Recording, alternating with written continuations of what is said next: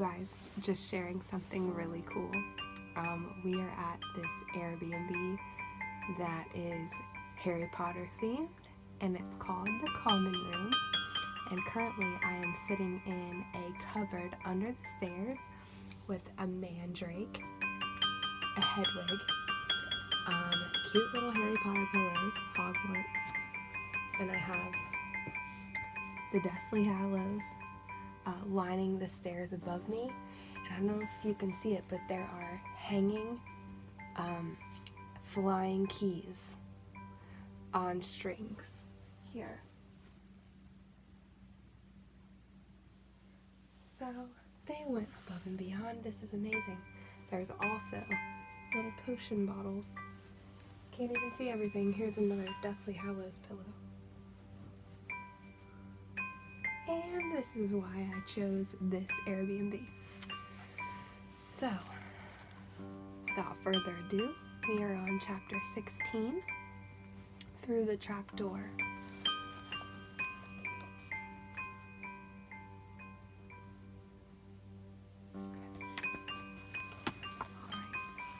In years to come, Harry would never quite remember how he had managed to get through his exams when he half expected Voldemort to come bursting through the door at any moment.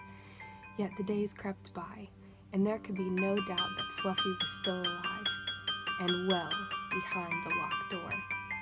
It was sweltering hot, especially in the large classroom where they did their written papers. They had been given special new quills for the exams, which had been bewitched with an anti-cheating spell. They had practical exams as well. Professor Flitwick called them one by one into his class to see if they could make a pineapple tap dance across the desk. Professor McGonagall watched them turn a mouse into a snuff box. Points were given for how pretty the snuff box was, but taken away if it had whiskers. Snape made them all nervous, breathing down their necks while they tried to remember how to make a forgetfulness potion. Harry did the best he could, trying to ignore the stabbing pains in his forehead, which had been bothering him ever since his trip into the forest. Neville thought Harry had had a bad case of the exam nerves because Harry couldn't sleep, but the truth was that Harry kept being woken by his old nightmare, except that it was now worse than ever before. There was a hooded figure dripping blood in it. Maybe it was because they hadn't seen what Harry had seen in the forest, or because they didn't have scars burning on their foreheads. But Ron and Hermione didn't seem as worried about the stone as Harry. The idea of Voldemort certainly scared them, but he didn't keep visiting them in dreams. And they were so busy with their studying, they didn't have much time to fret about what Snape or anyone else might be up to. Their very last exam was History of Magic. 1 hour of answering questions about batty old wizards who had invented self-stirring cauldrons, and they'd be free for a whole wonderful week until their exam results came out. When the ghost of Professor Binns told them to put their quills down and roll up their parchment, Harry couldn't help cheering with the rest. "That was far easier than I thought it would be," said Hermione as they joined the crowds flocking out into the sunny grounds. "I needn't have learned about the 1637 werewolf code of conduct or the uprising of Elfric the Eager." Hermione always liked to go through their exam papers afterward, but Ron said this made him feel ill, so they wandered down to the lake and flopped under a tree. The Weasley twins and Lee Jordan were tickling the tentacles of a giant squid, which was basking in the warm shallows.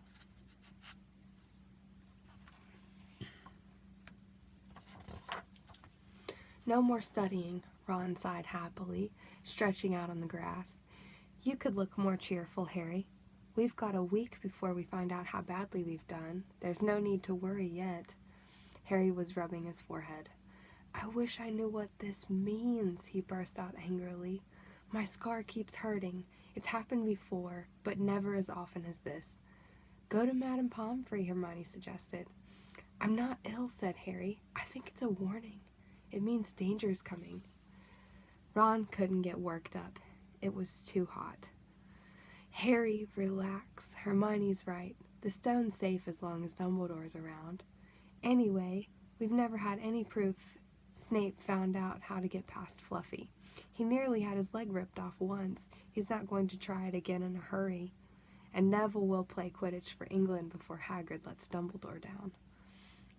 Harry nodded, but he couldn't shake off a lurking feeling that there was something he'd forgotten to do, something important. When he tried to explain this, Hermione said, "That's just the exams. I woke up last night and was halfway through my transfiguration notes before I remembered we'd done that one." Harry was quite sure the unsettled feeling didn't have anything to do with work, though. He watched an owl flutter toward the school across the bright blue sky, a note clamped in its mouth. Hagrid was the only one who ever sent him letters. Hagrid would never betray Dumbledore. Hagrid would never tell anyone how to get past Fluffy. Never. But Harry suddenly jumped to his feet. "Where are you going?" said Ron sleepily. "I've just thought of something," said Harry. He had turned white. "We've got to go and see Hagrid, now." "Why?" panted Hermione, hurrying to keep up. "Don't you think it's a bit odd," said Harry, scrambling up the grassy slope, "that what Hagrid wants more than anything else is a dragon, and a stranger turns up who just happens to have an egg in his pocket? How many people wander around with dragon eggs if it's against wizard law? Lucky they found Hagrid, don't you think? Why didn't I see it before?" "What are you talking about?" said Ron, but Harry, sprinting across the grounds toward the forest, didn't answer. Hagrid was sitting in an armchair outside his house. His trousers and sleeves were rolled up, and he was shelling peas into a large bowl. "Hello," he said, smiling. "Finished your exams? Got time for a drink?" "Yes, please," said Ron, but Harry cut him off. "No, we're in a hurry. Hagrid, I've got to ask you something. You know that night you won Norbert. What did the stranger you were playing cards with look like?" "Dunno," said Hagrid casually. "He wouldn't take off his cloak." He saw the three of them look stunned and raised his eyebrows. "It's not that unusual. You get a lot of funny folk in the Hog's Head, and that's one of the pubs down in the village. Might have been a dragon dealer, mightn't he? I never saw his face. He kept his hood up." Harry sank down next to the bowl of peas. "What did you talk to him about, Hagrid? Did you mention Hogwarts at all?" "Might have come up," said Hagrid, frowning as he tried to remember. "Yeah, he asked what I did, and I told him I was gamekeeper here. He asked a bit about the sort of creatures I look after. So I told him, and I said what I always really wanted was a dragon. And then, I can't remember too well, 'cause he kept buying me drinks. Let's see. Yeah, then he said he had the dragon egg and we could play cards for it if I wanted. But he had to be sure I could handle it. And he didn't want to go to any old home. So I told him, after Fluffy, a dragon would be easy." "And did he seem interested in Fluffy?" Harry asked, trying to keep his voice calm. "Well, yeah. How many three-headed dogs do you meet, even around Hogwarts?" So I told him, "Fluffy's a piece of cake if you know how to calm him down. Just play him a bit of music, and he'll go straight off to sleep." Hagrid suddenly looked horrified. "I shouldn't have told you that," he blurted out. "Forget I said it. Hey, where are you going?" Harry, Ron, and Hermione didn't speak to each other at all until they came to a halt in the entrance hall, which seemed very cold and gloomy after the grounds. "We've got to go to Dumbledore," said Harry. "Hagrid told that stranger how to get past Fluffy, and it was either Snape or Voldemort under that cloak. It must have been easy, once he'd got Hagrid drunk. I just hope Dumbledore believes us. Firenze might back us up if Bane doesn't stop him. Where's Dumbledore's office?" They looked around as if hoping to see a sign, pointing them in the right direction. They had never been told where Dumbledore lived, nor did they know anyone who had been sent to see him. "We'll just have to," Harry began, but a voice suddenly rang across the hall. "What are you three doing inside?" It was Professor McGonagall, carrying a large pile of books. "We want to see Professor Dumbledore," said Hermione, rather bravely. Harry and Ron thought. See Professor Dumbledore, Professor McGonagall repeated, as though this was a very fishy thing to want to do. Why? Harry swallowed. Now what? It's sort of secret, he said, but he wished at once he hadn't, because Professor McGonagall's nostrils flared. Professor Dumbledore left 10 minutes ago, she said coldly. He received an urgent owl from the Ministry of Magic and flew off for London at once. He's gone? Said Harry frantically. Now? Professor Dumbledore is a very great wizard, Potter. He has many demands on his time. But this is important. Something you have to say is more important than the Ministry of Magic, Potter. Look, said Harry, throwing caution to the winds. Professor, it's about the Sorcerer's Stone.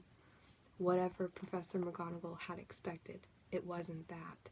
The books she was carrying tumbled out of her arms, but she didn't pick them up. How do you know? She sputtered. Professor, I know that someone's going to try and steal the stone. I've got to talk to Professor Dumbledore. She eyed him with a mixture of shock and suspicion.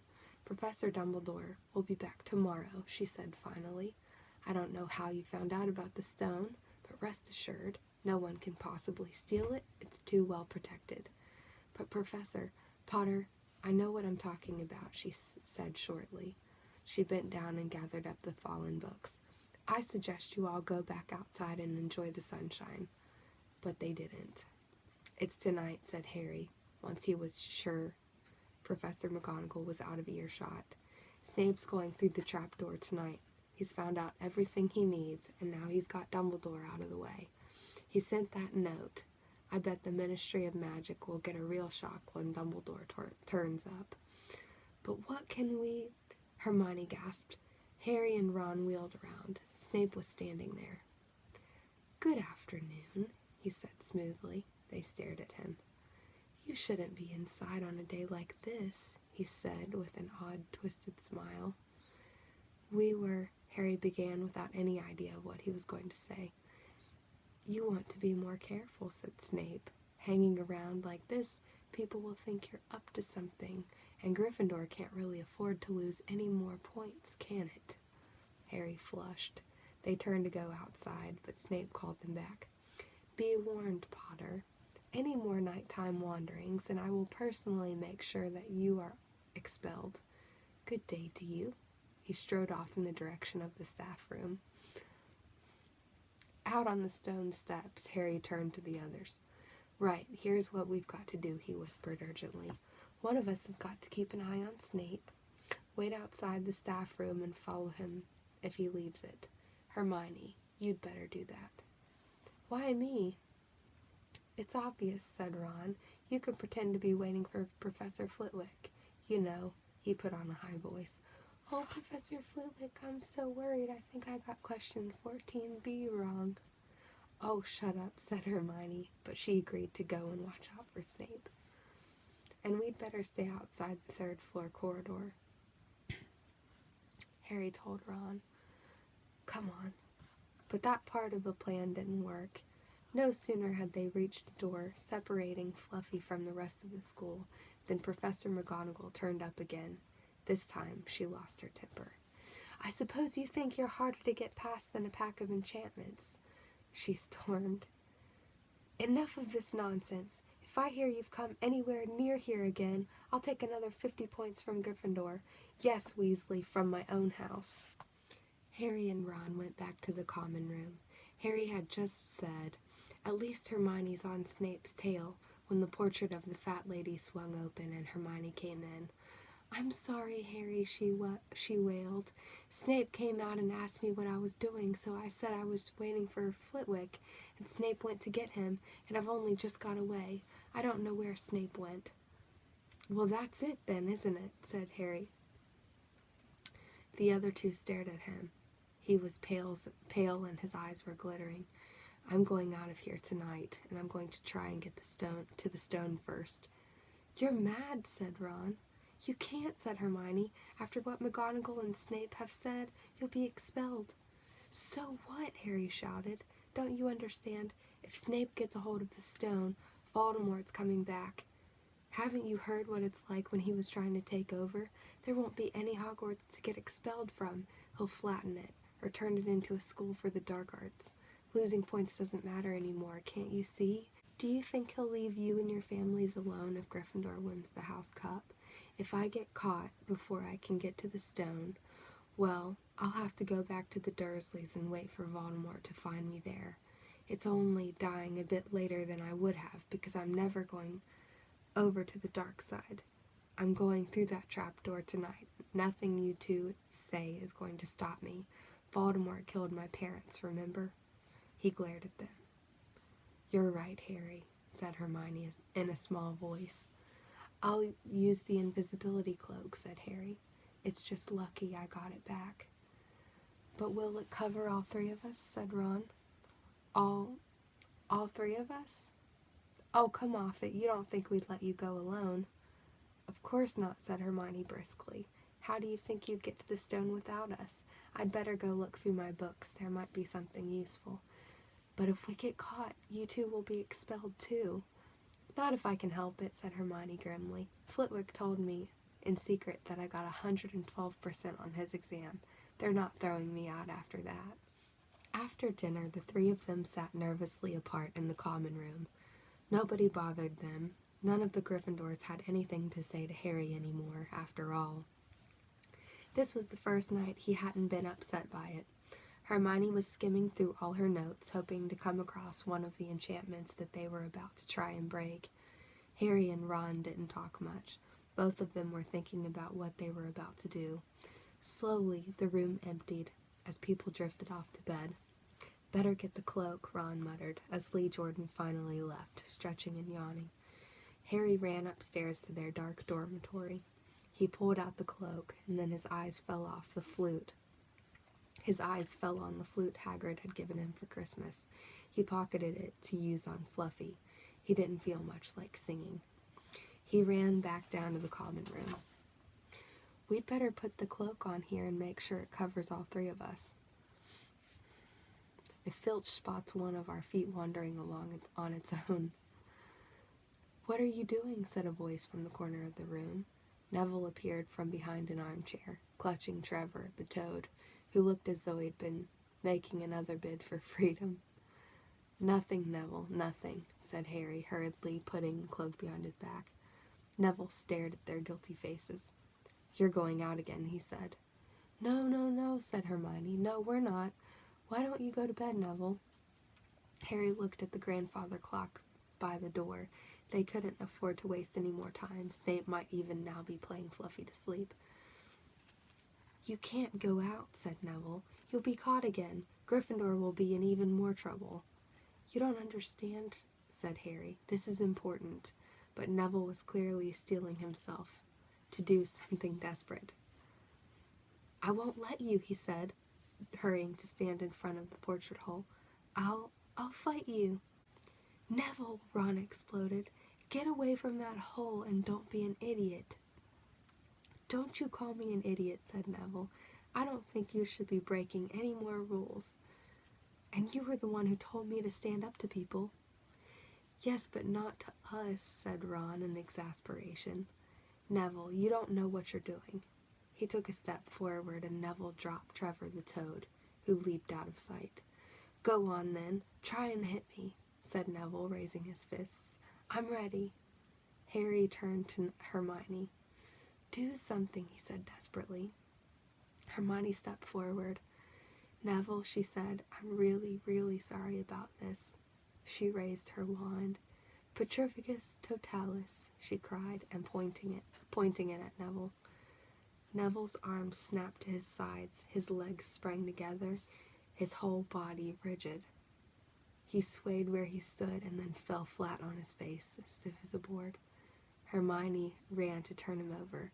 Neville's jaws were jammed together so he couldn't speak. Only his eyes were moving, looking at them in horror. What have you done to him? Harry whispered. It's the full body bind, said Hermione miserably. Oh, Neville, I'm so sorry.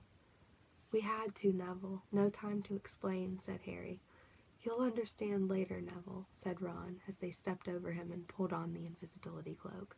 but leaving Neville lying motionless on the floor didn't feel like a very good omen. In their nervous state, every statue's shadow looked like Filch. Every distant breath of wind sounded like Peeves swooping down on them.